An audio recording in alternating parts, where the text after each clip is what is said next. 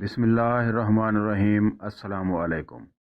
حضرت سلیمان علیہ السلام کے دور میں ایک شخص نے ایک خوبصورت پرندہ خریدا۔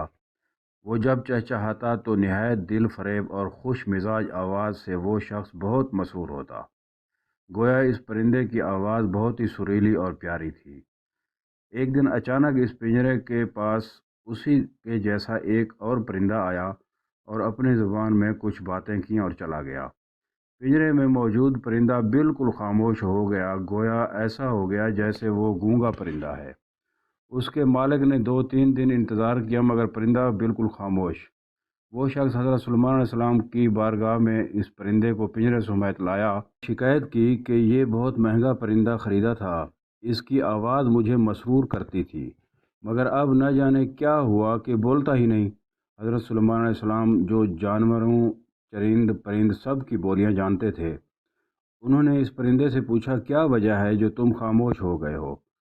وہ پرندہ عرض گزار ہوا، اے اللہ کے برحق نبی، یہ شخص سمجھتا ہے میں خوش ہو کر چہچہاتا ہوں، مگر حقیقت یہ ہے کہ میں دیگر آزاد پرندوں کو دیکھ کر روتا ہوں کہ اے کاش میں بھی آزاد ہوتا تو کتنا اچھا ہوتا، مگر یہ میری زبان نہیں سمجھتا تو یہ خیال کرتا ہے جسے میں بہت خوشی سے گنگنا رہا ہوں۔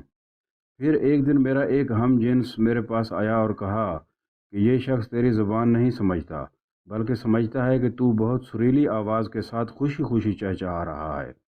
اگر تم اس کی قید سے آزاد ہونا چاہتے ہو تو رونا چھوڑ دو، بولنا فریاد کرنا بھی چھوڑ دو کہ اس پر تمہارے الفاظ اثر ہی نہیں کرتے، کیونکہ یہ تمہارے درد کو سمجھ ہی نہیں سکتا۔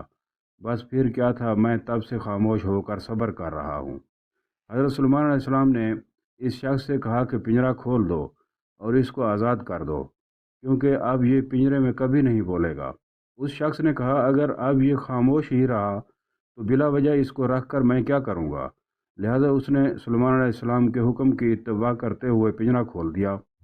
وہ پرندہ فوراً اڑ کر درخت کی شاخ پر بیٹھا اور اس شخص کو دیکھ کر کچھ چہچہا کر اڑ گیا۔ اس شخص نے حضرت سلیمان علیہ السلام سے عرض کی کہ یہ کیا کہہ کر گیا ہے؟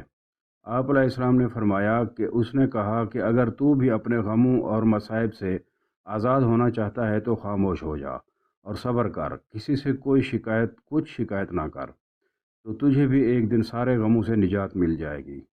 دوستو، اس قسم کے اور بھی ایمان افروز واقعات سننے کے لیے سبسکرائب ضرور کر دیا کریں۔ شکریہ۔